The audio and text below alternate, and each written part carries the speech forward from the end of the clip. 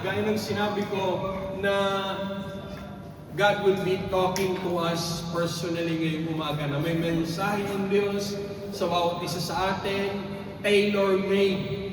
Kagaya ng inyong mga damit, dahil kung ang suot ng katabi mo XL, hindi ka pwedeng magsuot ng XL. Diba? Oh. At kung ang katabi ng kasuot mo, katabi na suot ng katabi mo is S, hindi ka pwedeng magsuot ng S. Tailor-made yan. Amen! Dahil katulad din ng pagpapala ng Diyos sa bawat isa sa atin, tailor-made. Amen! Okay, sige. At hindi na ho tayo, without much ado, can we open our Bible? Ngayong umagang ito, pag-aaralan natin yung sulat ni Pablo sa mga taga-Roma. Okay, Paul's letter to Romans chapter 5, verse 12 hanggang 21. Okay, ang sabi ni Pablo dito sa kanyang sulat, chapter 5, babasahin ko po sa Tagalog, yung iba sa inyo, please follow sa ating monitor. Okay, ang sabi ng Romans chapter 5, verse 12 to 21, ang sabi, ang kasalanan ay ang, singular. Hello? Hindi ang mga, ang kasalanan. So, isa. Ang kasalanan ay pumasok sa sanlibutan sa pamamagitan ng isang tao at ang kamatayan sa pamamagitan ng kasalanan niya. Dahil dito lumaganap ang kamatayan sa lahat ng tao sapagkat ang lahat ay nagkasala. Okay. Nasa sanlibutan na ang kasalanan bago pa ibinigay ang kautusan. Anong ibig sabihin ng kautusan dito? Yung Ten Commandments, which is the law. Okay? Ngunit walang pinapanagot sa kasalanan kung walang kautusan. Gayunman, naghari ang kamatayan mula kay Adan hanggang kay Moises. Kahit sa mga tao na ang pagkakasala ay di tulad ng pagsaway ni Adan. Si Adan ay anino ng darating, ngunit magkaiba ang dalawang tao sapagkat ang kagandahang loob ng Diyos ay higit na di hamak kaysa pagsuway ni Adan. Totoo ngang nagdala ng kamatayan sa marami ang pagsuway ni Adan, ngunit malaki ang kahigtan ng kagandahang loob ng Diyos at ng kaloob na dumating sa napakarami sa pamamagitan ng isang tao, si Jesucristo. At ang kaloob ay higit na di hamak kaysa idinunga ng pagsuway ni Adan. Nagdala ng hatol na nakaparusahan ang kanyang pagsuway, ngunit ang kaloob na dumating sa kabila ng maraming pagsuway ay nagdulot ng kapatawaran. 17. Sa pamamagitan ng tao, si Adan, naghari ang kamatayan sa kanyang kasalanan. Ngunit sa pamamagitan ng isang tao, si Jesucristo, higit na kinamtan ng mga kinahahabagan ng sagana at pinawalang sala, sila'y maghari sa buhay, kay laki ng kahigitan sa pagpapalang ito kaysa kasawian iyon.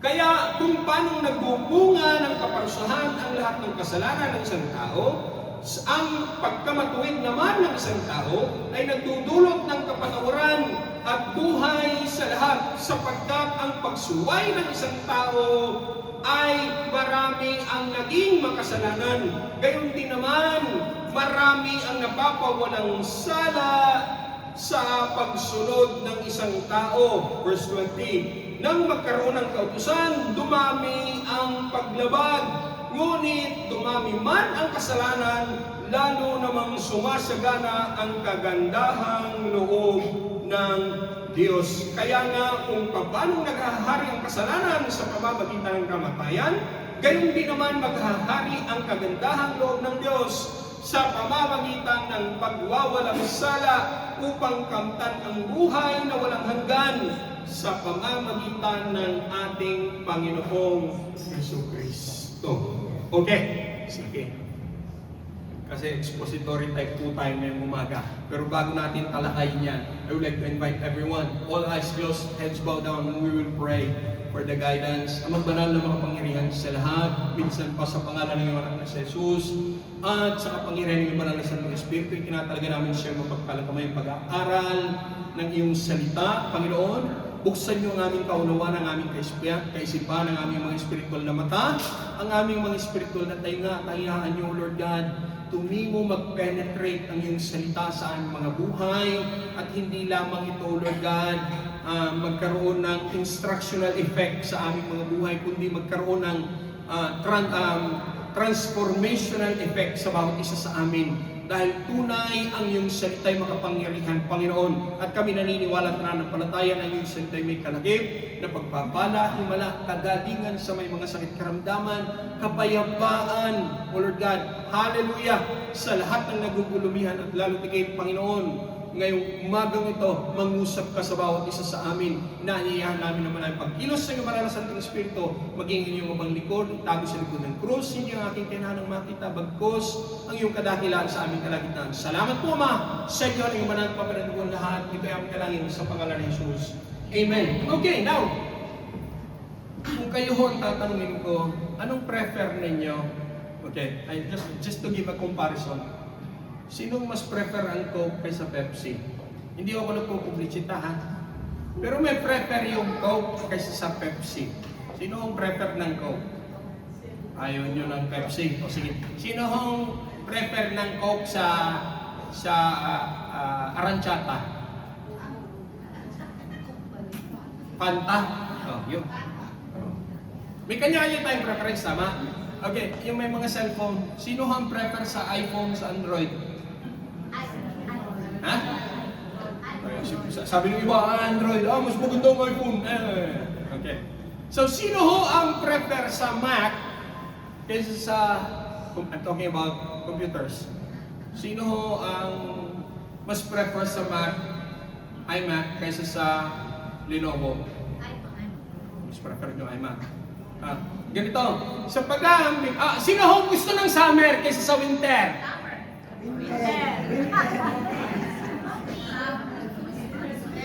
Pastor, mas maganda ang winter kasi pag malamig, magtakip ka. Pero pag mainit, pati ngipin mo binabawisan. Okay, ang bawat isa sa atin, kahit stadyone, may preference tayo. Hello? May kanya-kanya tayong preference. And only you can tell kung bakit yan ang preference mo. Regardless kung anong sabihin ng mga tao. Regardless sa kung anong publicita meron. Okay? Pronto? Agree kaya? Hello? Nandiyan ba kaya? Okay, now. Ang susunod ko itanong ganito. Naniniwala ba kayo na dahil sa gesture ng isang tao, ang takbo ng buhay nating mga tao nagbago? Can an action of a man change the course of history of men ng sangkatauhan?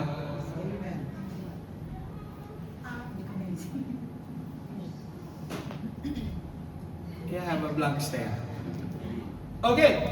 Ang tanong ko ganito, posible ba na ang isang aksyon ng tao makapagbabago sa takbo ng istorya ng mga tao? Yes. To give you an example, kilala niyo si Albert Einstein. He explains the theory of relativity. Okay? Kilala niyo si Dr. Fleming. Sino yung mga sinasabi niya? Siya yung nag-invento ng penicillin. Ito. Kilala niyo si Isaac Newton. Law of gravity. Pastor, hindi naman na namin inabot yan, mga taong yan. Sobra ng luma. Tapos kung nag-explain sa history, absent kami pagkaw. Si Ford, Henry Ford, kilala niya si Henry Ford. Nag-invento ng Ford Motors. Pastor, luma pa rin. Bago-bago, ganito. Kilala niyo si Steve Jobs. Steve Jobs. Siya ang nag-invento ng smartphone.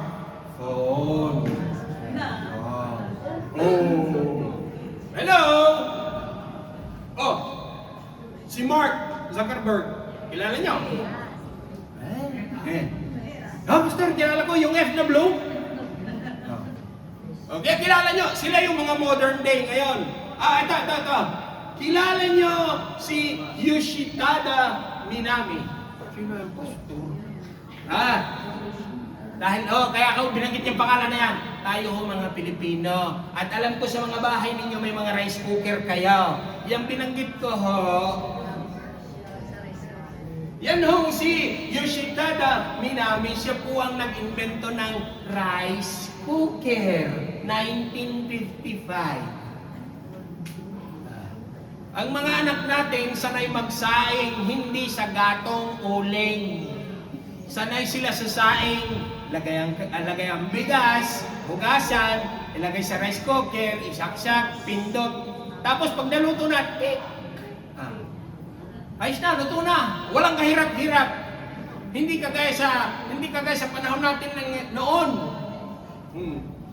Ngayon, noon, magsisiba ka ng kahoy, magsisiga ka, lilinisin mo pa muna yung kaldero dahil sa sobrang itim. Saka ka maglagay ng bigas, hihipan mo pa yung kawayan na ganyan na mahaba. Hanggang sa mag-apoy yun. Tapos pag babantayan mo yun, pag kumukulo na, ibaba mo na yung apoy. Kundi talagang papaluin ka ng sandok ng tatay mo dahil tututong yung ilalim. Hello? So, yung mga binanggit ko na yon, yung mga taong binanggit ko, both the old and the new, sila yung nagpabago ng history ng takbo ng tao. Hello? Now, ibabalik ko kayo sa ating text. In Romans chapter 5, verse 12 to 21, dahil sa aksyon, yung binanggit ni Pablo dito, dalawang tao, dahil din sa aksyon ng dalawang tao, nagbago ang takbuhin ng sangkatauhan. That includes you and me. Now, ang unang sinabi ni Paul, Brother Maki, pwede hong makita yung 17 hanggang 12 hanggang 14, Brother Maki, if you can compress it. Englishin mo na lang. Okay. Ang sabi, ang kasalanan, gaya ng sinabi ko kanina, ang. Okay? Ito English. Sa Tagalog kasi, ang kasalanan. Singular. Isa lang ang ginawa. Itatanungin niyo ako, Pastor, bakit naman ako nadamay? Wala pa naman ako noon doon. Kaya kung paano sa pamamagitan ng isang tao pumasok ang kasalanan, singular yan, hindi ang mga.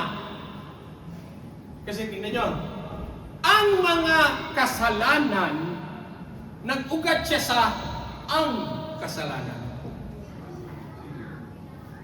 Nandiyan pa kaya? Sige, mamaya nyo na isipin yung ating kakainin. Focus muna kayo sa akin. Now, kaya nga sabi ko, Pastor, bakit naman ako nadamay? Nung nandyan na wala pa naman ako, nung nandyan na si Adan, bakit pati ako nadamay? Now, kung titignan ninyo, si Adan, ang pinagmulan ng sangkatauhan.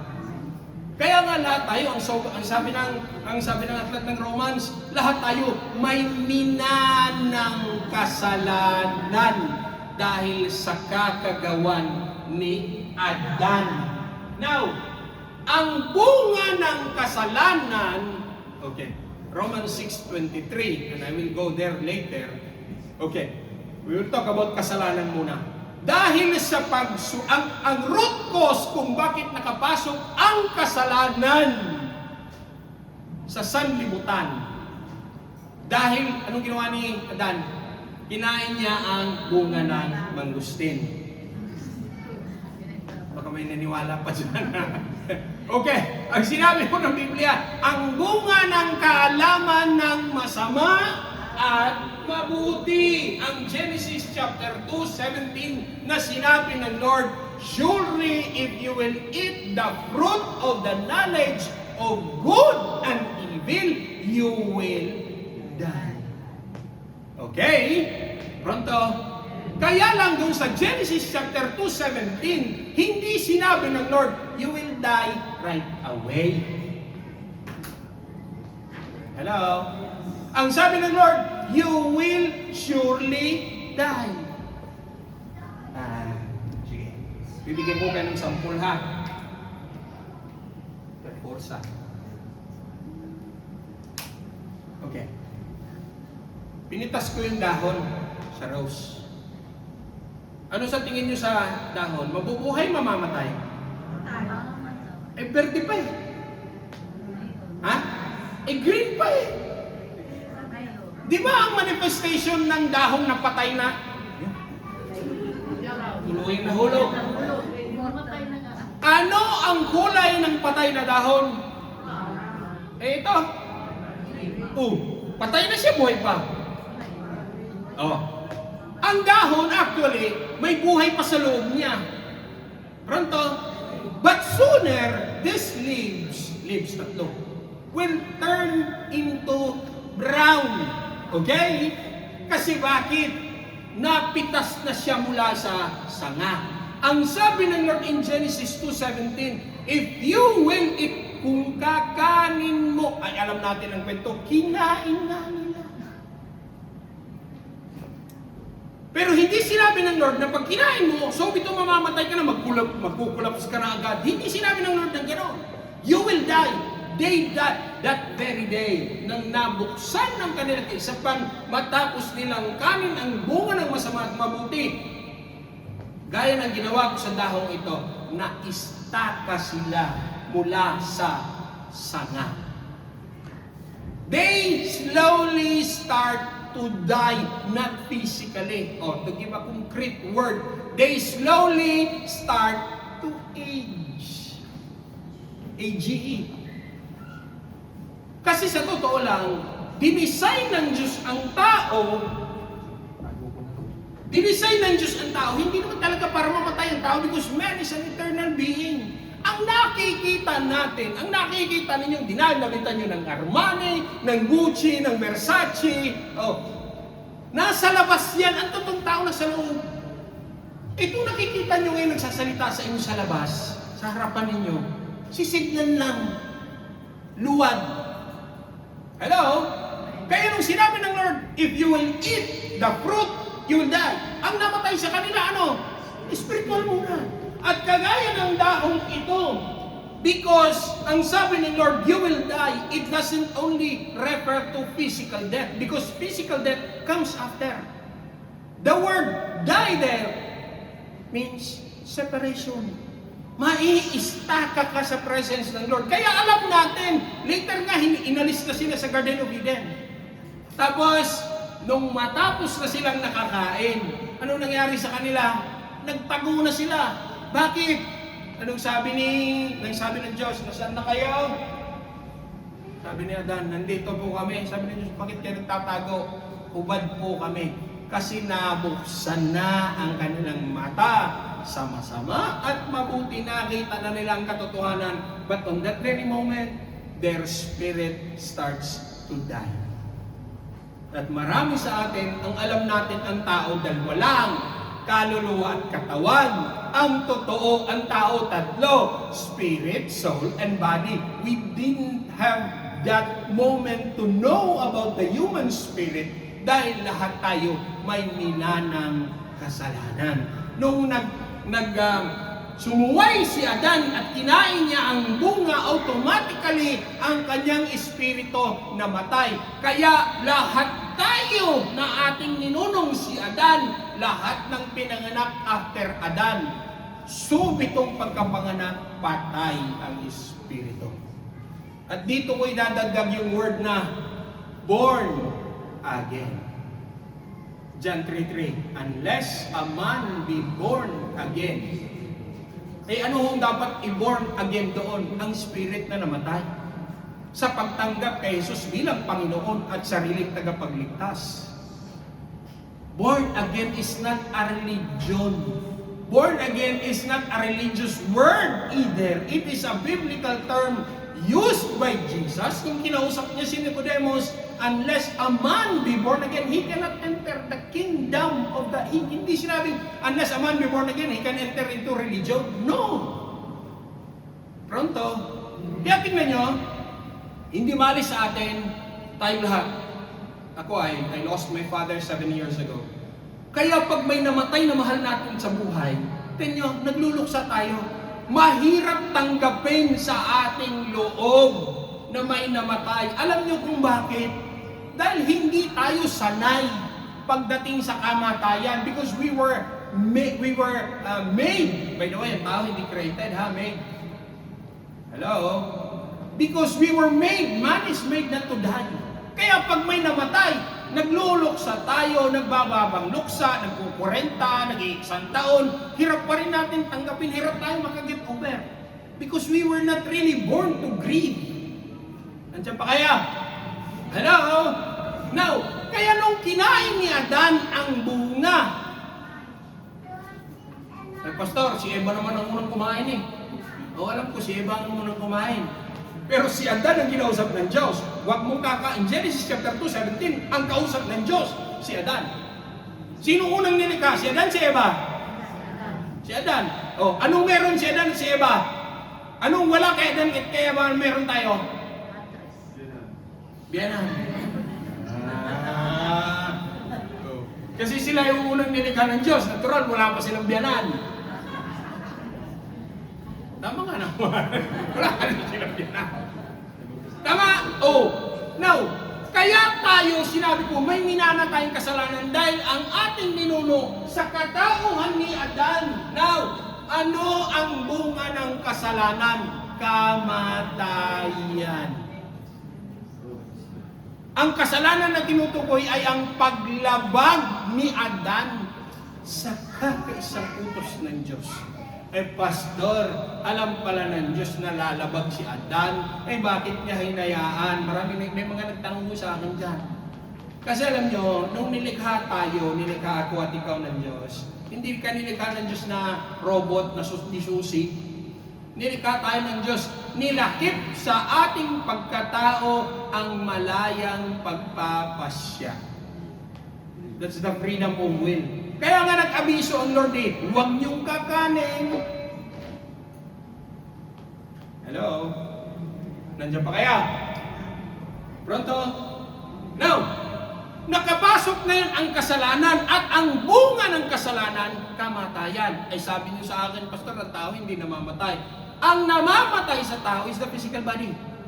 Kaya nga ang sabi ng Lord in Genesis 3, tao, sa alabok ka nagmula. Sa alabok ka babalik. Hello? Pronto? Ang tinutukoy ng Diyos yun, katawan lupa. Kasi ang huhusga, ang sabi ng Ecclesiastes, ang espiritu natin galing sa Diyos, babalik sa Diyos siya. Ang katawan nating lupa, babalik sa lupa. Sinabi rin ng Diyos yan, Genesis 3. Tao, sa alabok ka nagmula, sa alabok ka babalik. Ang bukod tanging magpapasya at huhusgahan ng Diyos sa tao kung pupunta sa langit. Ano yung isa? Walang o ha? Dahil dalawa lang ang choice. Dahil kung sinabi nyo, langit, o, impyerno, di tatlo. Dalawa lang, langit, impyerno, wala na.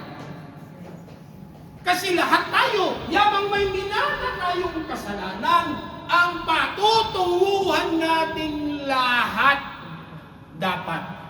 Romans 3:23, lahat kapos sa kalwalhatian ng Diyos. Dahil lahat nagkasala. Hello? Ang ating destinasyon, lahat tayo, impyerno. Hindi O. Pastor, doon ako sa O, safe. Wala akong O na choice. Langit, impyerno. Kasi yan ang sinabi ng John 3:16. Ang sinumang tumanggap at sumampalataya ay hindi mapapahamak bagkus. So, dalawang choice doon. Walang O doon. Sige, mawalang galang na. Ang iba sa atin dito, we have far more different religious denomination. Pero biblical ho ang aking reference. Hindi ko tinukoy ng Biblia ang salitang paraiso. Kasi ako, Pastor, pag ako namatay, gusto ko sa paraiso. Doesn't exist. Okay? Hebrews 9:27, minsan lang sa taong itinakda ang mamatay at pagkatapos ang paghuhusga ng Diyos. Pronto? Nandiyan pa kayo? Now, Kinain ni Adan ang bunga, nilabag ang utos ng Diyos, nagkasala, ang bunga ng kasalanan, kamatayan.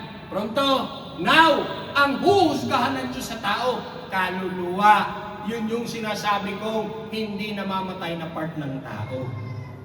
Because sa kaluluwa natin, there sits, doon ho nakatungtong sa ating kaluluwa ang ating five senses.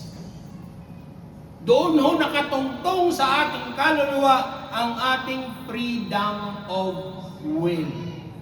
Yung malayang pagpasya. Kaya tingnan nyo, matapos nagkasala si Adan at si Eva, alam natin ang kwento in Genesis 3, inalis ba ng Diyos ang kalayaan ng tao? Hindi. Hello? Dahil nung nilikha ng Diyos ang tao, when God made man, hindi created, by the way, for the sake yung mga, lalo tigit yung mga bago, ay bibigyan ko lang mo kayo ng konting theological view between created and made. In Genesis chapter 1, God said, let there be. And there was. Okay? So, ibig sabihin, creation. Kaya nga tawag natin, in the beginning was creation. So, ang creation is from nothing into something. Pero nung matapos na ang lahat, kaya tingnan nyo, gaano kabuti ang Diyos. Sabihin sa katabi mo, mabuti talaga ang Diyos. Dahil pinrovide ng Lord ang kailangan mo, sabihin mo sa katabi mo.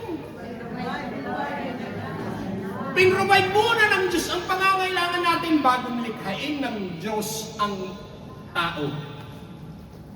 Pronto? Now, tingnan nyo. Pag ilang araw nilikha ng Diyos ang tao? Ha? Pag ilang araw? Pang-anim.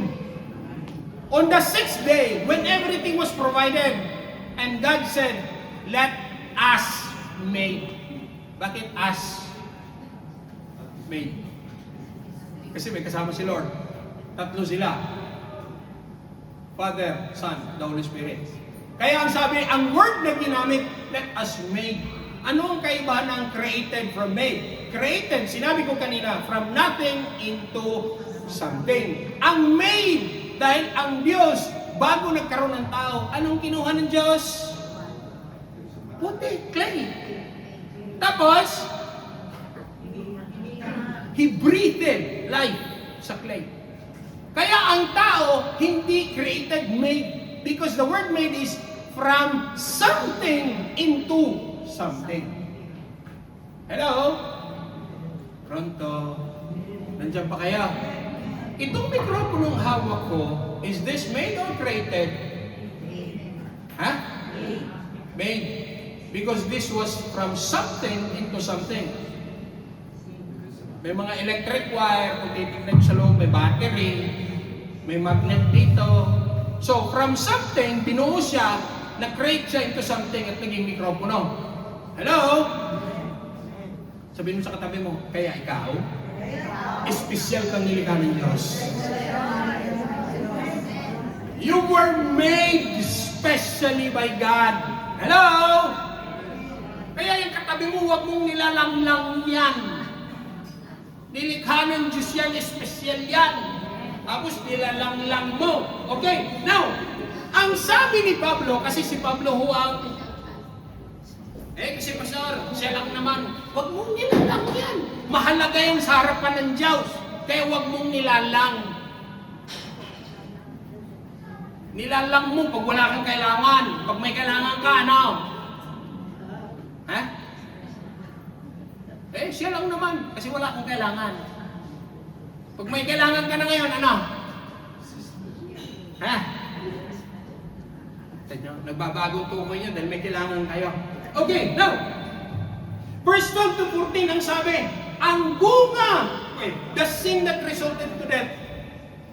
Gaya ng sinabi ko, Pastor, bakit naman ako nadamay? panahon ni Adan, hindi naman ako kasama. Kung naglalamenta ka na sa panahon ni Adan, hindi ka kasama, dapat sa panahon din ni Jesucristo, nung pinako siya sa cross, dapat hindi ka rin kasama because Jesus was crucified more than 2,000 years ago. Dapat hindi ka rin kasama. Hello? Kaya tignan natin ang distinction. Dahil sa ginawa ni Adan, nakapasok ang kasalanan. Pastor, kailan ba alisin ng Diyos ang mga paghihirap? Sisihin mo si Adan. Pastor, kailan ba matatapos ang kapighatian? Sisihin mo si Eva. Kaya nung humarap na sila sa harapan ng Diyos sinong kumain sa inyo? Ay si Adan ang unang kausap ng Diyos. Sabi ni Adan, Lord, hindi ako siya. Sabi ni Eva, Lord, hindi ako siya. Sino tinuro? Ahas. Sabi ng Diyos, ikaw ahas. Sabi ng ahas, Lord, wala na siya may turo Alam natin, ginaya ng ahas si Adan at si Eva. Hello? Now, ang sabi, just as through man, sin entered and brought sin, and spread through mankind. Hello? Kaya laganap, ang kahirapan. May mga nagtanong din sa akin, Pastor, kung totoong may Diyos, bakit hindi pinigil ng Diyos ang mga kahirapan, ang sakit karamdaman, ang gera? Tama? Sino sa inyo nagtanong na nagganon? Wala. Pero alam ko sa puso ninyo nagtatanong kayo. Hindi in general, personal. Lord, kung totoong may Diyos, sana ang kapighatian at kahirapan tapos na. Kaya lang ang tanong, sino ang nagdidesisyon? Ang Diyos o ikaw? Ayun naman pala Ang sabi ng Diyos, stop! Mapapahamak ka. Ay mali, ang basa mo sa Simapuro Ang pula, go. Ang green, stop. Tapos nung napahamak ka, ibabalik mo ang tanong sa Lord, Panginoon, bakit nagkagito ang buhay ko? Ang sabi ng Lord, iwan ko sa iyo. Ikaw ang nagdidesisyon, hindi ako. At malimit, nangungusap na ang Diyos, anak, huwag mapapahamak ka. Ano sagot mo? Lord, sandali lang naman. Wala naman masama. Ito. Lord, tikim lang.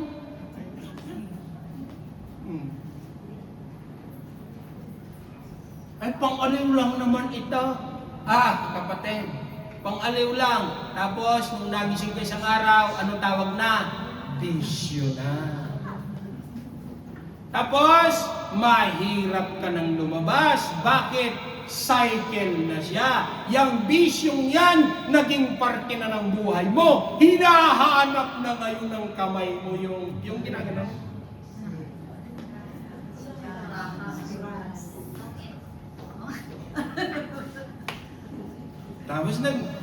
Tapos yung mga antena mo, ang masyado ng matingkad. Saan kayo?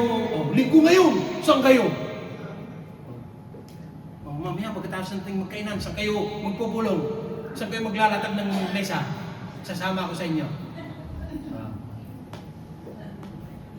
Na ang pakiramdam mo, pang-aliw. Pang-relax lang ito. Ay, sandali. Naupo ka sa tungitan, natalo ka ng 1,000. Huwag mo sasabihin sa akin, nag-relax ka.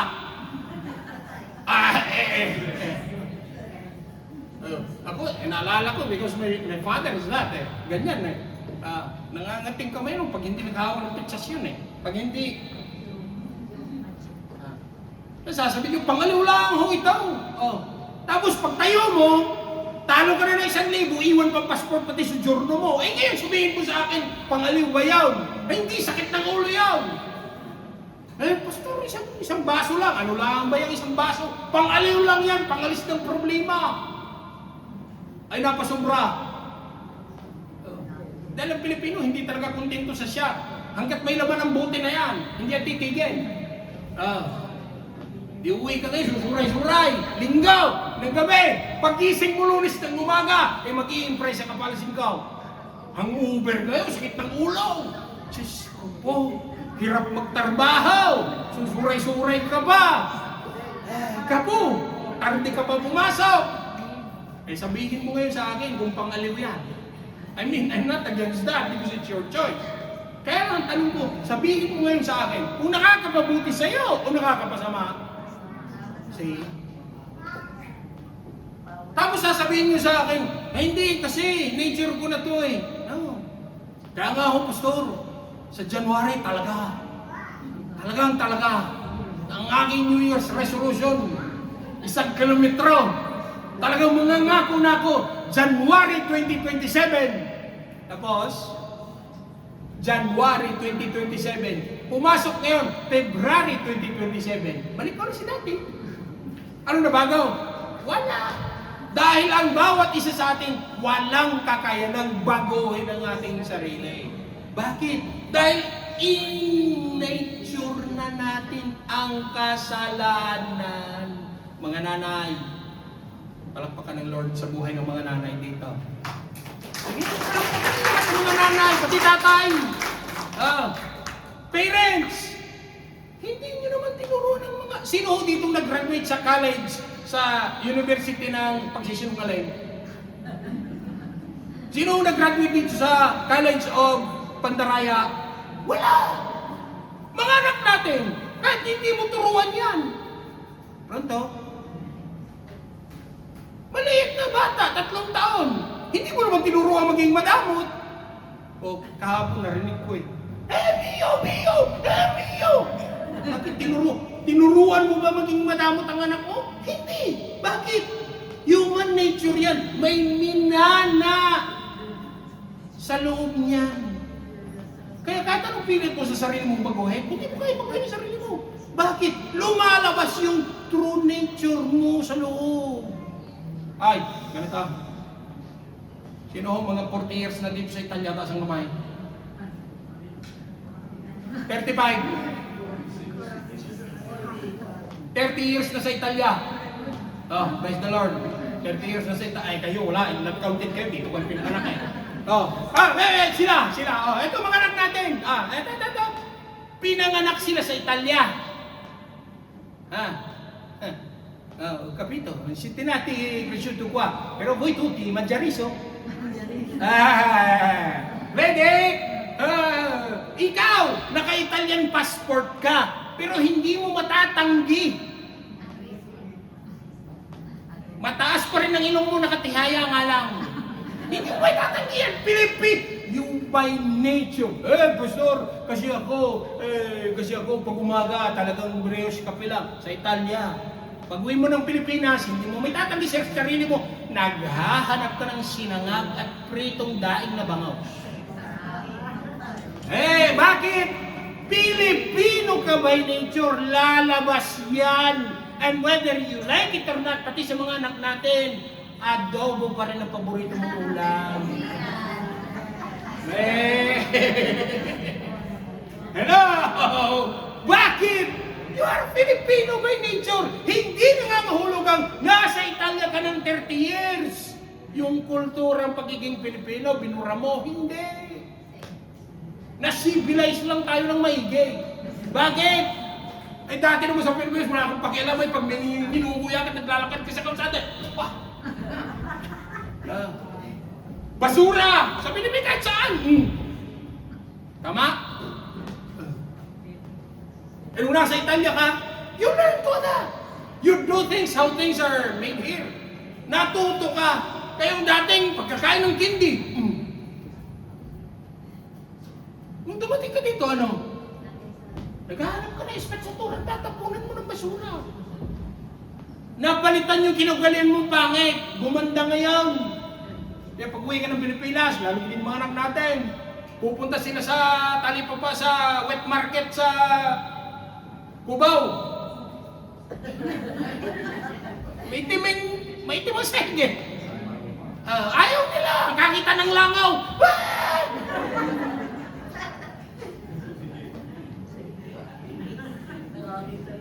Nakita ng Scarabaggio, akala mo nun,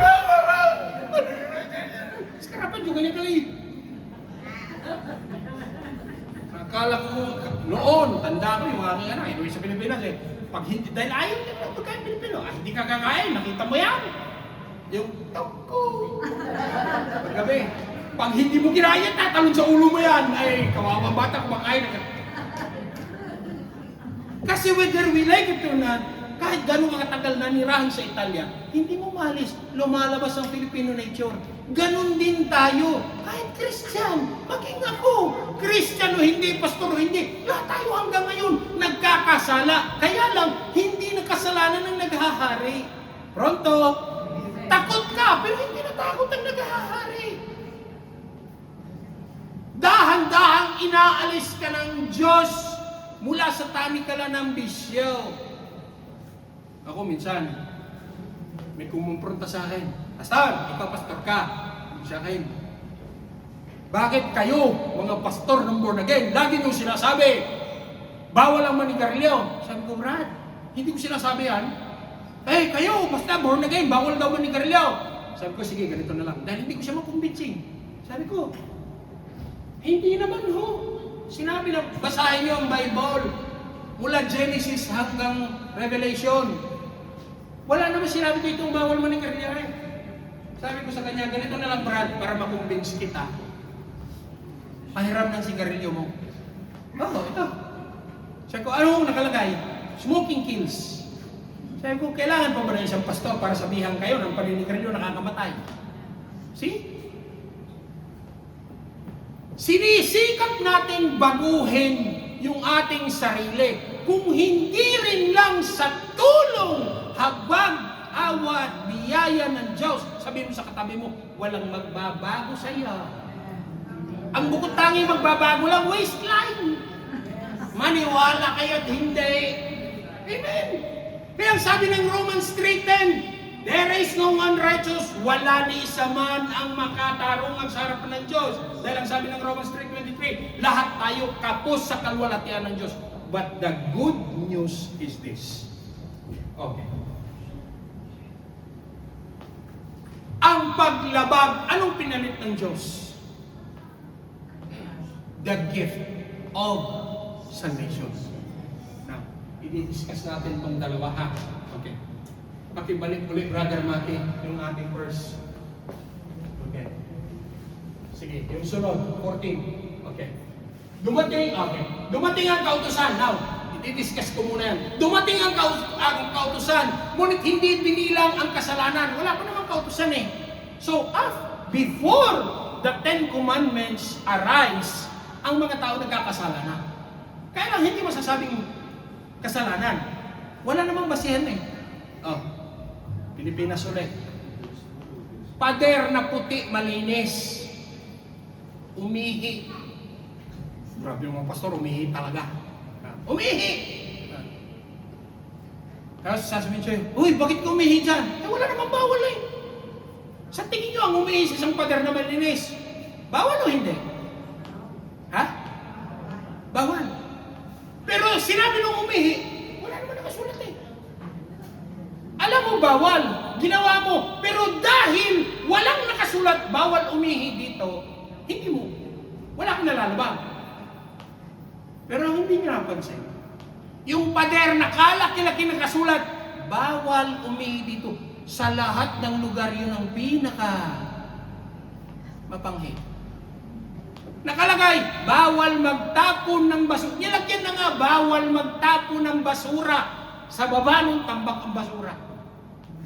Ay, mga nagmamaneho dito, mga kapatid na may mga kotse. Tingnan nyo. Sa autostrada, alam mo, ang limited velocity 130. Tama? Humarurot ka ngayong 150. Bawal. Eh, wala naman nakasabing limited velocity. Alam mong bawal dahil ang speed limit ng tangensiale is 130. Pronto? Wala naman speed limit. Pero kung nakita mo na yung bilog na nakalagay 130 at nilabag mo pa rin, ibang usapan yun. Pronto? Nakita mo na nga, nilabag mo ba? Because nature talaga ng tao, ay mga anak. Dito sila. Mga anak. Sinabi ng mama mo, umuwi ka ng alas 9. Bago pa sabihin ng mama mo, ay, uwi ng alas 9. Uwi ng alas 10. Uwi ka ng maaga. Uwi ka, launa.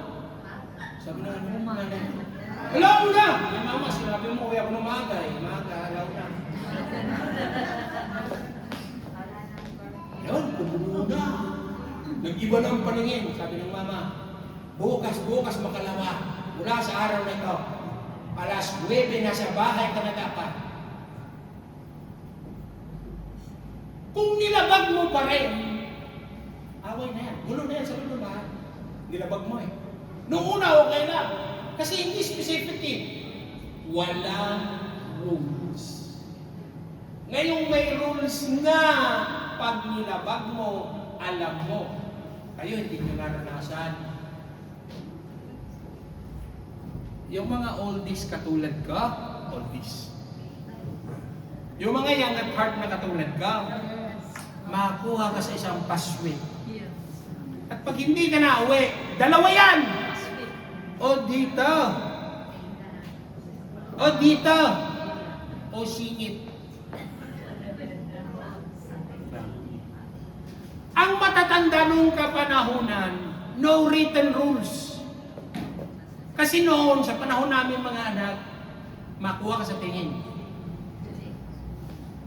Pag may mga nag-uusap na matatanda, huwag kang sasabat. Ididikit ka ng tatay ko sa dingding. Eh ngayon, yung mga alaga nating mga Italiano, Alfredo, gini mo! Hindi naman no. Tawag niya sa tatay niya, Alfredo! Ay, sabi ko, ay, pagkawarin ko yung tatay ko, gaganyan mo, masasampig ka. Hello? Bakit? Kaya tingnan nyo.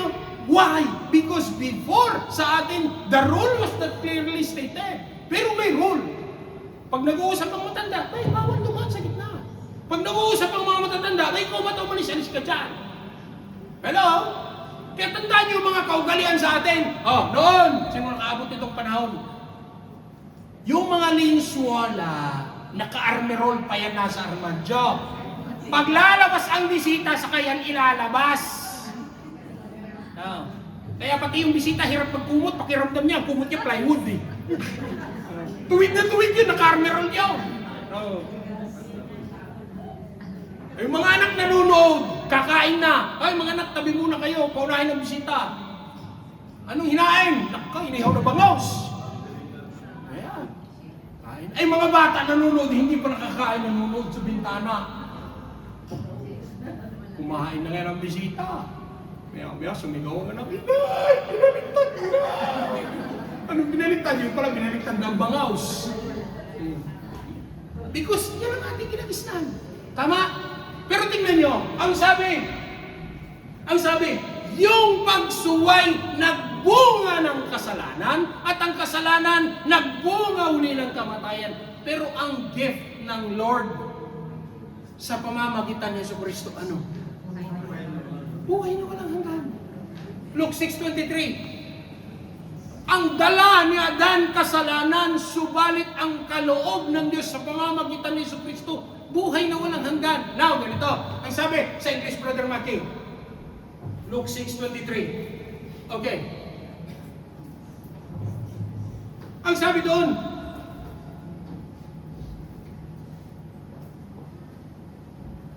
Romans pala, sorry. Romans 6:23. Kasi gusto kong i-elaborate sa inyong lahat. Ang sabi, for the wages. Okay, tanong. Ano ito? Ano yung sabihin ito? Nagtrabaho ka. Normal sa katapusan, tatanggap ka. Bakit? Pinagtrabahuan mo. Ganito. Wages eh. Tama? What?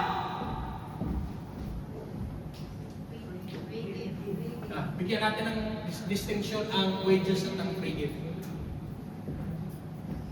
Nagtrabaho ka isang buwan, katapusan ng buwan, tinignan mo ang konto kurente mo. Dapat ang sweldo mo 5K. Sana all. Dapat sana ang sweldo mo 5K. Eh ang pumasok lang na na-credit sa konto kurente mo 3.5 lang. Maniwala kahit hindi kakalampagin mo ang daturi de labor mo. Tama? Ay, huwag niyo sasabihin sa akin, hindi kayo magre-reklamo. Sinong hindi magre-reklamo dito, taas ang kamay? Wala! Lahat tayo magre-reklamo! Abay, kapo! Eh bakit dito lang 3.5 lang ang sweldo ko, dapat 5K? Pinagtrabahuan mo yun eh. Magpapasindakalista ka pa nga eh. Pupunta ka pa sa kap, magdidinudya ka, ay kulang sweldo ko. Oh. Pero tingnan niya. Pero iba dito. Sino sa inyo ang pupunta sa sindakalista at pupunta sa kap at magreklamo? Magdidinunsya po ako. Sabi ng taga-kap, ano ang problema? Kasi noong December, hindi ako binigyan ng regalo eh. Walang gagawa ng ganoon. Bakit?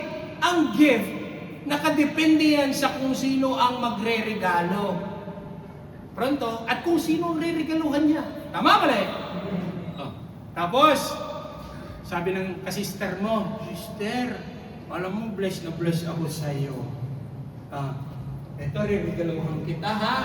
Nakabox siya. Tuwan-tuwa ka naman. Ay talaga, sister, regalo mo to sa akin. Oo, dahil bless na bless ako sa iyo.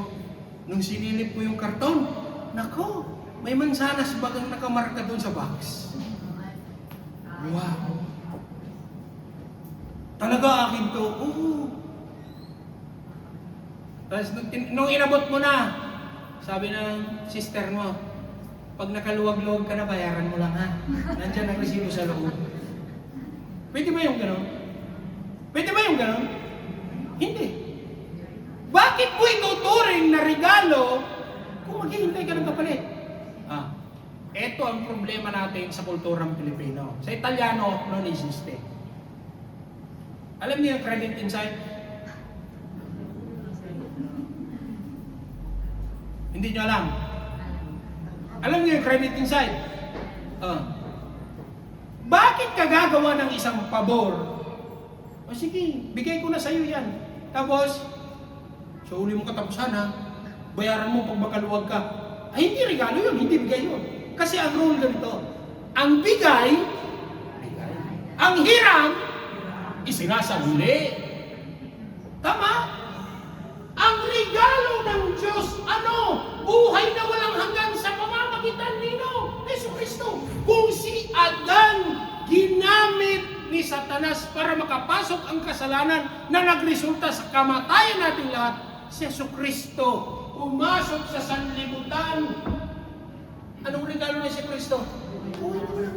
Ang sabi ko kanina, anong uhusgahan ng Diyos sa tao? Kaluluwa. Na dapat tayong lahat kasama ko, ang tunay nating destinasyon, impyerno. Pero bukod tanging ang daan para tayo magkamit ng ano sa Tagalog tao? Sino? Jesus. Ano requirements para tayo lahat makapasok sa langit? Hello? Ano requirements para magpasok sa langit? Mabait, mabuti, matulungin. Ano? Ha? Ano ang requirement ng langit para makapasok sa langit? Kabaitan, kabutihan, magandang kalooban. Ano? Ay, isa lang. The requirement of heaven is perfection. Kaya tignan mo yung katabi mo. Ano? Perfect? Hindi. So sobrang madali-madali, lumampas yung...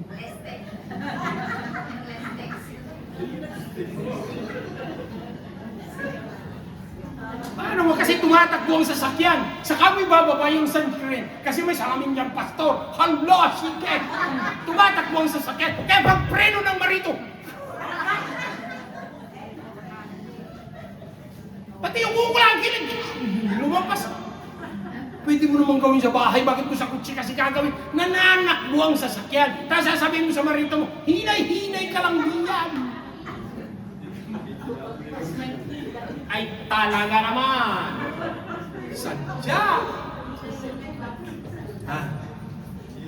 Kaya kita niya, sabi ko, anong perfection, ano ang requirement ng langit? Perfection. Kaya, ang bawat isa sa atin, hindi tayo qualified sa langit. Walang perfect eh. May isa pa, nagtanong sa akin, Pastor, alam nyo, kayo, hindi kayo makakapasok sa langit. Oh, really? Kami lang ho. Ganon. Exclusive. Sila lang daw. Bakit? Kasi sila ang daw nasa tamang daan. Ay kami nasaan? Nasa sangandaan. O alam ko, sa kaluhukan yun. Tapos, sabi sa akin ng isa pa, Pastor, alam mo, ang requirement sa langit, dapat dadalo ng gawain. Kung ang requirement para pagpasok sa langit, pagdalo sa gawain, ilan yun? Ha? Tanungin ko kayo, ilan? 500 times? Ilan? Ha? Kung ang requirement para tayo makapasok sa langit ay pagdalo sa gawain, ang tanong ilan? Kunyari ikaw, namatay na ngayon. Sabi nung nagbantay sa langit, pangalan? Maria. Nako. Sa langit ka sana pupunta. Nag-birthday si Sister Arlette, imbis na pumunta ka sa church, pumunta ka sa barko, kulang ka ng isa. Hindi ka makakapasok sa langit. Ganun ba yan? Ganun ba ang requirements? Kung ang requirement papasok sa langit, pagbabasa ng Biblia, namatay ngayon, papasok sa langit, sabi ng bantay sa langit, hindi mo natapos. Yung aklat ng Lucas, natulog ka kasi habang nagbabasa ka ng Biblia. Tingnan niya. Kagaya ng kapatiran, isang buwan na hindi lumadalo sa church. Sabi ng pastor, dalawin nga natin si Sister. Di dinalaw. Sister, kumusta ka na? Ay, pastor, mabuti naman. Mabuti nadalaw kayo. Ganito. Sige, kwentuhan. Kayo, kumusta? Ako naman, pastor, nagpipray. Ako naman nagbabasa ng Bible. Sabi ni Sister. Sabi ni pastor ngayon, sige nga, Sister, magbasa tayo ng Biblia, mag-sharing tayo. Sabi ni Sister, anak, pakikuha mo nga yung aking Bible. Pakihanap ko na pati yung aking salamin. Isang buwan ko na hinahanap yung aking salamin. Sabi ng anak, nanay, yung salamin ho ninyo nakaipit sa Bible. Ayun pala, isang buwan na isang buwan ko pala hindi nagbabasa dahil ang salamin nakaipit sa Bible. Kung ang requirement sa langit pagbabasa ng Biblia, ilang chapter? Ilang libro? Hindi. Kaya ang requirement sa langit, sino? Yesu Cristo, wala na. Ay, sabi, John 14:6, ako ang buhay, ang daan at katotohanan. Walang makakaparoon sa Ama kundi sa pamamagitan ko. Huwag kayong maniniwala pag may magsasabi sa inyo, alam nyo, hindi ka papasok sa langit, hindi ka sasama sa samahan namin. That's religiosity. Bumaba si Yesu Cristo. Bakit? Binayaran ng ating kasalanan. Sabi mo sa katabi mo, bayad na. Teka sandali, babaguhin ko yun. Hindi yung utang mo sa kumpas ha, hindi yung sabihin. Binayaran ni Yesu Cristo ang ating kasalanan. Kaya ang tawag sa atin, napawalang sala. Justified through Jesus Christ. Pastor, nagkakasala pa rin naman ako. Pero hindi na kasalanan ang naghahari sa buhay mo. Dahil bakit? Dahil tuwing umakit ka ng autobus, Christian ka na ngayon, may bumubulong na sa tenga mo. Mag-timbro ka. Dati hindi mo ginagawa yan. Nagbayad ka sa kasa ng Isalongga, Christian ka na. Nagbabasa ka na ng salita ng Diyos, nananalangin ka na. Nakita mo, sobrang sinukli ng kahera ng Isalongga. Hindi ka pa nakarating sa parkedyo. Ang sabi kayo ng boses, isauli mo ang sukli, hindi iyo yan. Nakukumbit ka na ngayon. Bakit? It is because we have na nauli ang ating relasyon. Kanino? Sa pamamagitan nino?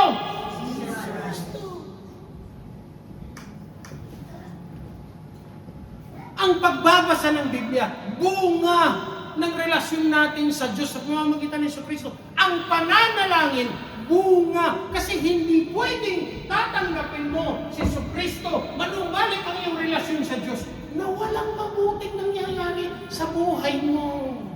Imposible yan. If you will accept Jesus as your Lord and Savior, and nothing will happen in your life, that's impossible. Basahin yung Biblia. Lahat ng mga tao na kasalimuhan ni Jesus, anong nangyari? Si Bartimeus pinagaling. Tama. Ang mga bulag, nakalakad. Ang mga pilay, nakakita. Pastor, nakakita naman talaga mga pilay. Oh. Lahat ng mga isinulat sa Biblia, gumaling. Why? Because of their encounter in Jesus. Si Bartimeus, bulag. Anong sabi? Jesus, Jesus, anak ni David. Anong sabi ni Jesus? Anong kailangan mo? Sabi ni Jesus, sabi ni, version, wala sa Bible to ha. Version ko to. Sabi ni Bartimeus, Lord, obvious ba? Bulag eh. Kaya kita nyo, instant. Kaya imposible na ma-encounter mo ito na walang nangyayari sa buhay mo. Ay, nung una nga, kinudya ka eh, pa-church ka na ngayon. Nagbago ka ng religion. Hindi religion ang binago ng Diyos sa buhay mo. Binago ng Diyos ang kaisipan mo. Bakit? May takot ka na ngayon pagkakilala sa Diyos. Wow serious ka ba dyan? Oo naman. Pwede kang mawala ng trabaho. You can survive without a job. Eh, di mag-disokupasyon ka. Di ba? Di matatanggap ka. You can survive without a job, but you can never survive without God. Eh, pastor, hindi naman ako nag-church, buhay ako. You don't call it survive. Yan, ang tawag dyan, ano? Nabubuhay ka lang para ka lang mabuhay. You don't call it life. You call it just living to survive. Now, ipapahayag ko ang contrast ng gift tsaka ng kasalanan. Mahal tayo ng Diyos. Okay? Kaya pinadala niya si Jesus. Anong dala ni Jesus? Kapatawaran sa ating kasalanan. Dahil sa pamamagitan ni Kristo, pinatunayan ng Diyos ang pag-ibig niya sa atin. Okay. Ang sabi, sa pamamagitan ni Kristo, nagkaroon tayo na nauli ang ating relasyon sa Diyos, nahiwalay noong nagkasala at sinuway ni Adan ang utos ng Diyos. Kaya ang pagiging Christian, hindi ho yan religious na gawain. Christianity is a lifestyle. Sino dito ang pag hindi nakadalo ng gawain? Sabi ng iba, yung mga kusi-kusi na Christian, okay lang, summer kayo. Magmari muna, mahalagang mare. Really? Tingnan mo. Yung mga kusi-kusing Christian, pag hindi nakasunday, okay lang. Pero pag yung mga seryosong Christian at malalalim na Christian na may tamang relasyon sa Diyos, hindi ka makadalo ng gawain.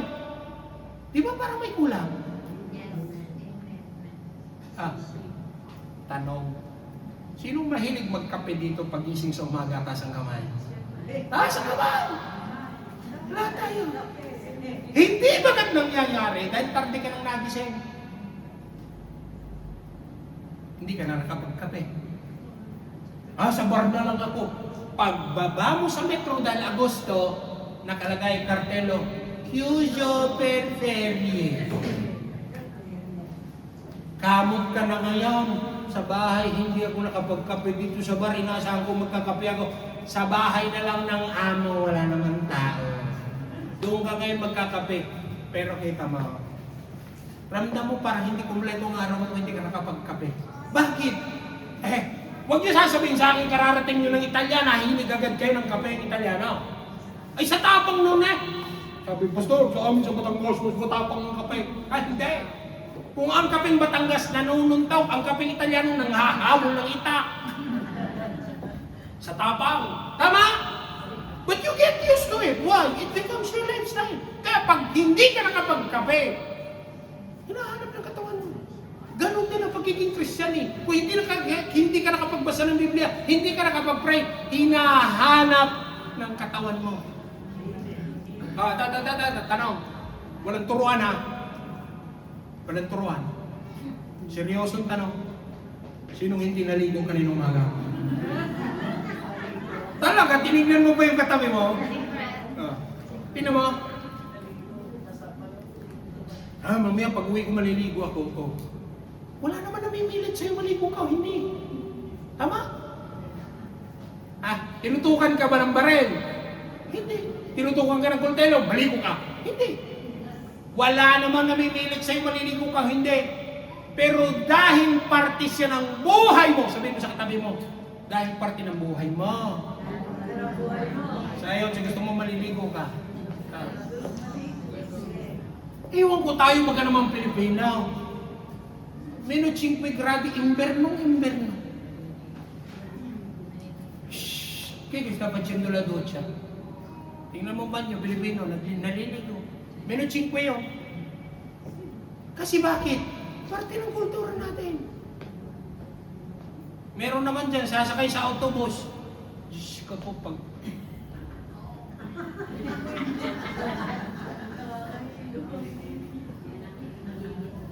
paglapit mo pa lang hintayin mo hanggang sa susunod na permata. Pagbukas ng pintuan, siya kakahihinga. Kasi hindi nila kultura talaga maligo. Malamig, taglamig o tag-init, hindi nila kultura ng maligo. You cannot do anything about it. Tayo naliligo. Inverno is hati, bakit? Parte ng buhay natin. Tama? Kaya pag Kristiyano at may relasyon ka kay Jesucristo, sayo at sa gusto mo, parte ng buhay mo. Pagbasa ka ng Biblia, mananalangin ka, at ginagawa. Pronto? Nandiyan pa kayo? Last. Sandali. Last. Sige. Ang sabi, Jesus is the foreshadow of the person that is to come. Si Jesus ang anino. Okay. Abi, bili ko. Sige. Ngayon ko lang dadali ko, gagawin ko sa call. Sala. Pero,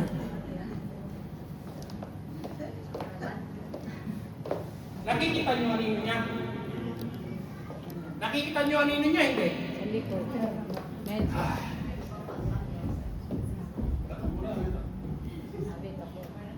Nakikita niyo anino niya, hindi? Ha? Ako. Hindi niyo nakikita. Kita ni Steve Joyce nasa likod. Tama? Kung gano'n siya kalaki, gano'n din kalaki anino niya. Tama? So, nangangahulugan na kung maliit ka sa totoo, hindi ka lalaki sa anino mo. At kung payak ka sa anino mo, hindi ka lalaki sa aktual. Tama? Because your shadow is a foreshadow of your form. Hugis mo eh. Kayo hindi ko nakikita. Pero dahil ang ilaw nandun, sila dito kita nila ang anino ni Abi. Abi, may request ako sa'yo. Pwede mong iapusin yung anino mo? Kaya brad siya, nag-obra. Ha? Pwede mong sipo? Sunod sa'yo. Uy, brad siya, nag-obra, no? Pwede? Sì, però la tua ombra rappresenta te.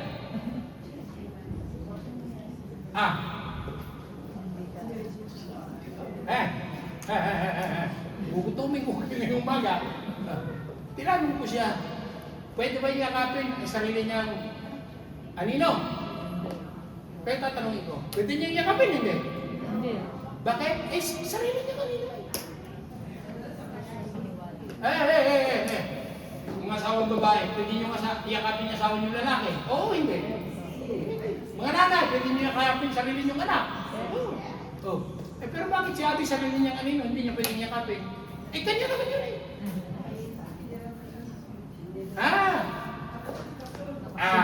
Sige Abi, grazie. Maupo ka. Ipapaliwanag ko.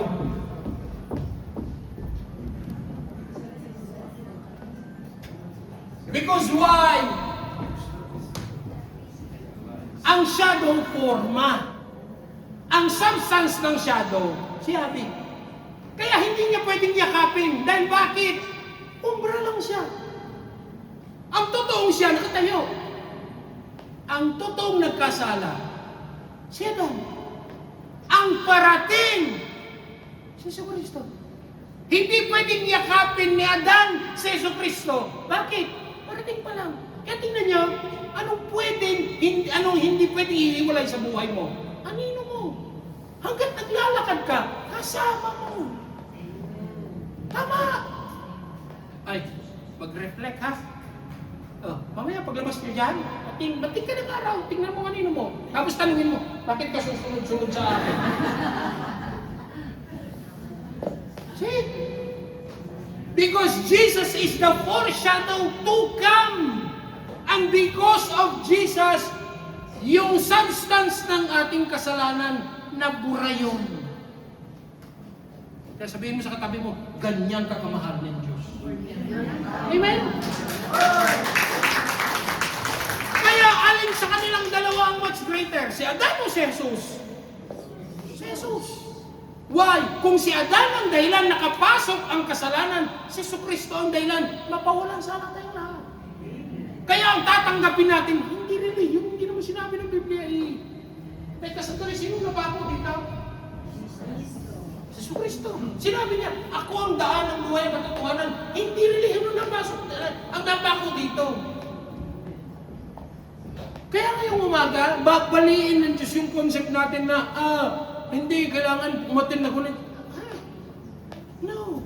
It is maintaining our relation. Kaya ka umatin ng gawain dahil matama, totoong relasyon ka sa Diyos. Tama. And to close. Now, kaya hindi aksidente naparito ka ngayong umaga. Bakit? May gustong ipaunawa ang Diyos sa'yo. Kung gano'ng kalaki, gano'ng kalawak ang pag-ibig ng Diyos sa'yo. Hindi mo napansin. Nagkasakit ka na at malubha. Binuhay ka pa nandun. Nangangahulugan ganyang katindi ang pagmamahal ng Diyos sa'yo. Kaya ngayong umaga, mag-isip-isip ka. Kung minsan, tayo mismo ang nagpo-post. Niriregaluhan tayo ng Diyos ng, ano sabi ng John 10:10, ang magnanakaw pumarito para ano? Manira, mangwasak, pumatay. Subalit, si Jesucristo pumarito para ano? Bigyan ng buhay, ganap at kasiya-siya. Anong ginagawa mo sa buhay mo? Sinisira. Alam na nga bawal. Pastor, testing lang. Lahat ng malaki, saan nag-umpisa? Sa maliit. Lahat ng bisyo, saan nag-umpisa? Testing. Ay, titikman. Ay, sige, tikman. Hindi nga natikman, nahilig. Wala na. Lulong na sa bisyo. Ang gusto ng Diyos, maunawaan natin ang pagmamahal ng Diyos sa pamamagitan ni Jesucristo. Kaya nga, tingnan nyo, ang sabi ng Bible, noong si Jesucristo namatay na nakabayubay sa krus, ano nangyari sa telon sa templo? Napunit mula sa taas, pababa. Ang pagpunit ng tolda mula sa taas, pababa. Dahil bakit? Hindi natin kaya at wala tayong kakayanang umakyat sa langit. Ang Diyos ang gumawa ng paraan para tayo makapasok sa langit. Ang Diyos mismo, sa pamamagitan ni Yesu Cristo, bumaba sa langit para tayo makapasok sa langit. Kaya paalala ko sa bawat isa sa atin, no religion can save anyone. Walang reliyong makakapagligtas kanino man. At lagi ko sinasabi, kung may reliyong nagpapagaling, sana lahat ng may sakit doon. Kung may reliyong nagpapayaman, sana lahat ng may hihirap nandoon. Pero ang hanap natin tamang relasyon sa Diyos at pamamagitan ni Jesucristo. Kaya ngayong umaga, isa ang paalala ko sa bawat isa sa atin. Hindi aksidenteng nandito ka ngayong umaga. Dahil ang nais ng Diyos, maunawaan mo ang habag, awa at biyaya ng Diyos. At sa likod ng lahat-lahat ng mga yan, ang suma total, John 3:16, gayon na lamang ang pag-ibig ng Diyos na kanyang binigay ang kanyang buktong na anak. Na sino mang tumanggap at sumampalataya, hindi mapapahamak bagkus magkaroon ng buhay na walang hanggan. Kaya sa ating buhay, nakita niyo kung anong mga nangyayari sa kapaligiran? Kung saan naghihintay ng ulan, walang ulan. Sa Pilipinas, bumabaha. Kita niyo? Look at surroundings. The kultel, perchikwan tayo, no? See? Walang kadahilan. Nananaksak. Biblically. Sa huling panahon, ang mga masasama, magpapakasama. Mga kapatid, paalala ko sa bawat isa sa atin, nasa huling kapanahon na tayo. Kaya yung ating relasyon sa Diyos, isipin natin ulit. Let us be serious with our relationship to God. Not with our religiosity, but with our relationship with God. Kaya ngayong umaga, anyayahan ko ang bawat isa sa atin. Kaya tayong lahat ay tumayo.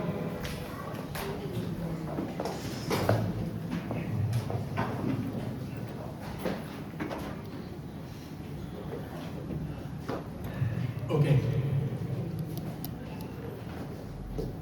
Sige. I would like to invite lahat tayo na nandito. Let us renew our relationship. Kung sabi ng iba, ako, matagal ko nang tinanggap sa Jesus. Pero tinanggap mo sa bibig, tanggapin mo sa puso mo. Kasi ang totoong sukatan ng Diyos, hindi ang bibig. Sabi ko nga pag bibig ang pag-uusapan, pwede. Ganito. Huwag ka mamumura na sa church ka. Kasi you can control your lips. Huwag kang gagawa ng ganyan, nasa loob ka ng church. You can control your action. Alam niyo kung saan tayo bumabagsak? Dito. We fail in our thinking. Kaya ngayong umagang ito, ang nais ng Diyos, let us reconfirm our relationship with God.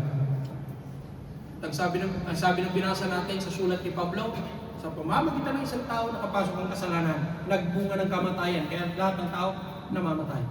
Subalit, ang bunga, ang kaloob, regalo ng Diyos sa pamamagitan ni Kristo, buhay na walang hanggan. Ang nais ng Diyos, makasama niya tayo sa kanyang kaharian. Hindi nais ng Diyos mapabilang kasi sa reliyon, dahil ang reliyon hindi nakakapagpintas. Ang nais ng Diyos, mapabilang tayo sa kanyang kaharian. And I would like to invite everyone, can you all close our eyes and bow down our heads? At habang nakataas ang ating kamay, can I ask you to raise your hands? And please follow this prayer of acceptance. Ang tatanggapin natin si Jesus bilang Panginoon sa tagapagligtas. Pwede ho maniyan ang bawat isa, sundin ng isang simpleng panalangin. Sabihin natin, Ama, sa pangalan ni Jesus, at sa kapangyarihan ng Banal na Santo Espiritu. Sa umagang ito, ako'y humihingi ng kapatawaran sa lahat ng nagawa kong kasalanan. Patawarin niyo ako. Tinatanggap ko si Jesus bilang Panginoon at sariling tagapagligtas ng aking buhay. Ang Banal na Santo Espiritu ang manguna at manahan sa aking pusong isipan. Salamat po, Ama, sa pangalan ni Jesus. Amen. Kaya ngayong umaga, ang mensahe ng Lord sa atin, and this is the title of the message, pinatawad at niligtas. Kaya lahat tayo pinatawad.